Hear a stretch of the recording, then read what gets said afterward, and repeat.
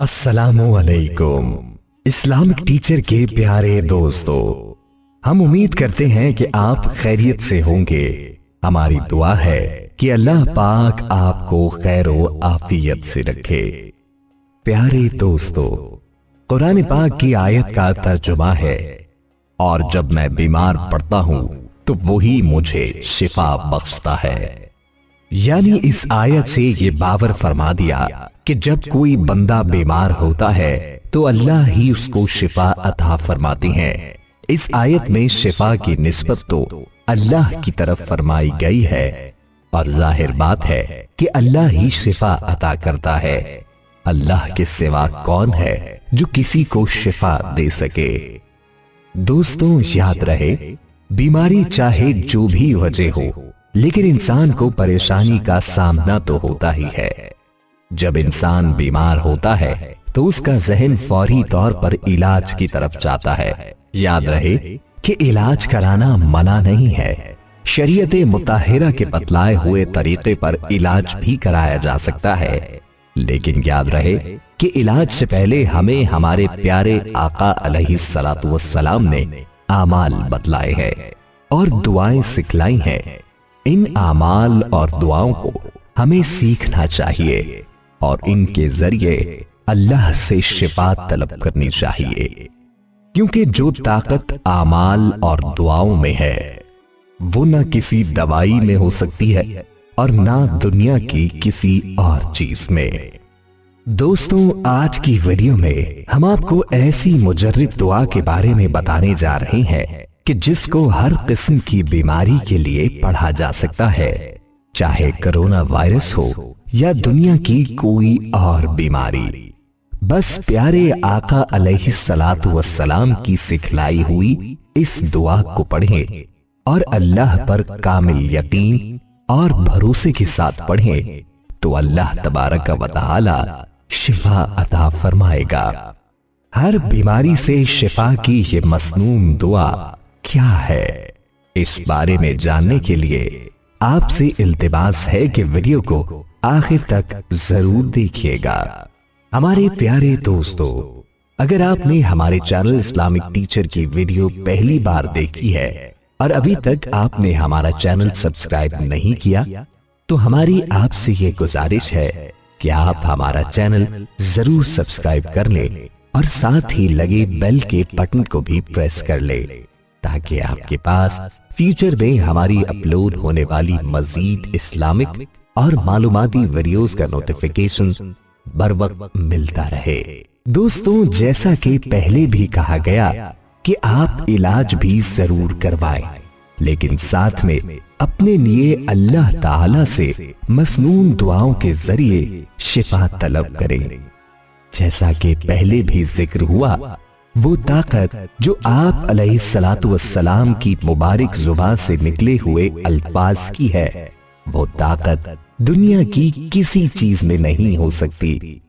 حضرت خالد بن ولید رضی اللہ عنہ کا قصہ مشہور ہے کہ کفار نے ایسی زہر تیار کیا کہ اگر زمین پر گرتا تو اسے بھی جلا دیتی، اور اس بات کا اعلان کیا کہ ہم نے اپنی تلواروں پر یہ زہر لگایا ہوا ہے، جس کے بدن کے ساتھ یہ زہر لگے گا وہ زندہ نہیں بچ سکے گا۔ جب حضرت خالد بن ولید رضی اللہ عنہ نے یہ بات سنی تو ان سے کہا کہ لاؤ ذرا میں بھی دیکھوں وہ زہر کیسا ہے۔ کافروں نے جب آپ کو وہ شیشی دی تو آپ نے حضور اقدس علیہ السلام کی بتلائی ہوئی دعا پڑھی اور وہ زہر کی شیشی منہ کے ساتھ لگا دی۔ کفار کی آنکھیں پھٹی کی پھٹی رہ گئیں۔ ناظرین، اسے بولتے ہیں یقین۔ اگر 1000 بار بھی قسم کھائی جائے تو بے جانا ہوگی۔ اللہ کے کام اور حضور اقدس علیہ السلام کے بتائے ہوئے اعمال میں بڑی طاقت ہے، اس لیے ان اعمال کو پورے یقین کے ساتھ کرنا چاہیے۔ دوستوں، آئیے آپ کو اس دعا کے بارے میں بتاتے ہیں جو کہ ہمیں پیارے آقا علیہ السلام نے خود سکھلائی ہے۔ حدیث پاک کا مفہوم ہے، جب بھی تمہارا کوئی بھائی بیمار ہو تو اس کی تیمارداری کرو، اور پھر تیمارداری کی تاکید کے ساتھ ایسی دعائیں بھی سکھلائی ہیں کہ اپنے بیمار بھائی کو اس طرح سے دعا دو یا اس کو اس طرح سے دم کر دو۔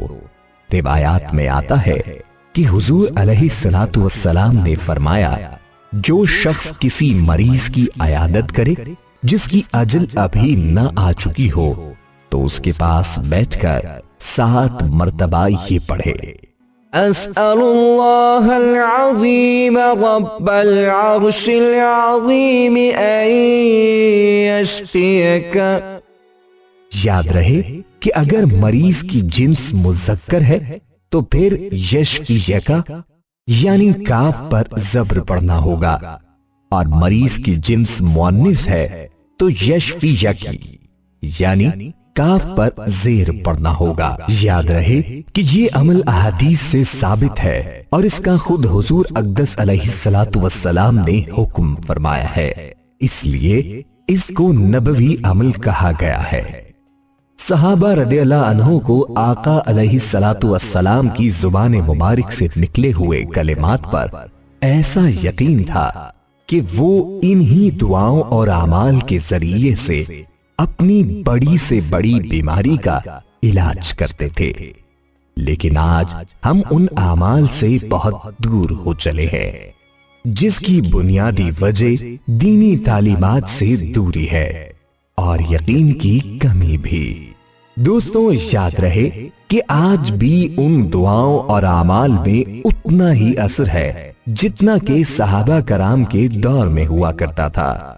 بات یہ ہے کہ صحابہ کرام کی زندگیوں میں اللہ کی اور پیارے آقا علیہ الصلوۃ والسلام کی مکمل اطاعت تھی اور ان کے یقین بھی کامل تھے، جس کی وجہ سے انہیں ان دعاؤں اور اعمال سے فوری فائدہ ہو جاتا تھا۔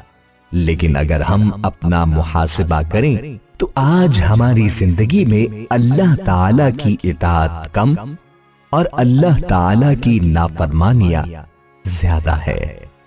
نہ تو ہم اللہ کی اطاعت کر رہے ہیں اور نہ پیارے آقا کی اطاعت ہم سے ہو رہی ہے، اور اسی طرح سے ہمارے یقین بھی بہت کمزور ہو چکے ہیں، جس کی وجہ سے ہمیں یہ دعائیں فوری فائدہ نہیں دیتی۔ لیکن یاد رہے کہ آج بھی مسلمان جب سچے دل کے ساتھ اور کامل یقین کے ساتھ اللہ سے مانگتا ہے تو اللہ ضرور عطا فرماتا ہے۔ اسی لیے ہمیں چاہیے کہ ہم اللہ کی اور پیارے آقا علیہ الصلوۃ والسلام کی مکمل اطاعت کریں تاکہ ہماری دعائیں بھی ہمیں جلد فائدہ دیں۔ دوستو، یہاں پر ایک چھوٹی سی مثال آپ کے لیے عرض کرتے چلے کہ روایات کے مطابق نماز نہ پڑھنے کا ایک نقصان یہ ہوتا ہے کہ اس شخص کی دعائیں قبول نہیں ہوتی، بلکہ یہاں تک بھی فرمایا کہ ایسے شخص کے لیے دوسروں کی گئی دعائیں بھی قبول نہیں ہوتی۔ اب ہم خود ہی فیصلہ کر لیں کہ آج ہماری پریشانیوں کی وجہ کیا ہے، آج ہماری دعائیں قبول کیوں نہیں ہو رہی۔ اس لیے چاہیے کہ ہم اللہ سے آج ہی معافی مانگے، سچی توبہ کریں، آج سے یہ عہد کریں کہ ہم اللہ کے تمام احکام کی پابندی کریں گے، پھر دیکھیں کہ اللہ تعالیٰ کیسے ہماری دعاؤں کو ہمارے اپنے حق میں اور دوسروں کے حق میں قبول فرماتا ہے۔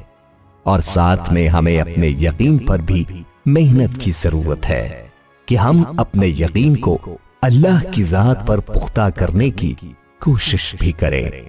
اللہ سے دعا ہے کہ اللہ ہمیں دین کی سمجھ نصیب فرمائے اور اس کے مطابق زندگی بسر کرنے کی توفیق عطا فرمائے، آمین۔ پیارے دوستوں، ہم یہ امید کرتے ہیں کہ آپ کو ہماری آج کی یہ ویڈیو ضرور پسند آئی ہوگی۔ اگر آپ کو ہماری آج کی یہ ویڈیو پسند آئی ہے تو آپ سے گزارش کرتے ہیں کہ آپ ہمارے چینل اسلامک ٹیچر کو ضرور سبسکرائب کر لیں اور ساتھ ہی لگے بیل کے بٹن کو بھی پریس کر لیں تاکہ آپ کے پاس ہمارے آنے والی مزید معلوماتی ویڈیوز کا نوٹیفیکیشن بر وقت ملتا رہے۔ سبسکرائب کے ساتھ ساتھ ہماری ویڈیو کو لائک بھی کیجیے اور اپنی قیمتی رائے کا اظہار کمنٹس میں ضرور کیجیے۔ کمنٹس میں آپ اپنے سوالات بھی ہم تک پہنچا سکتے ہیں۔ اللہ تعالی آپ کو اپنی حفظ و امان میں رکھے، آمین۔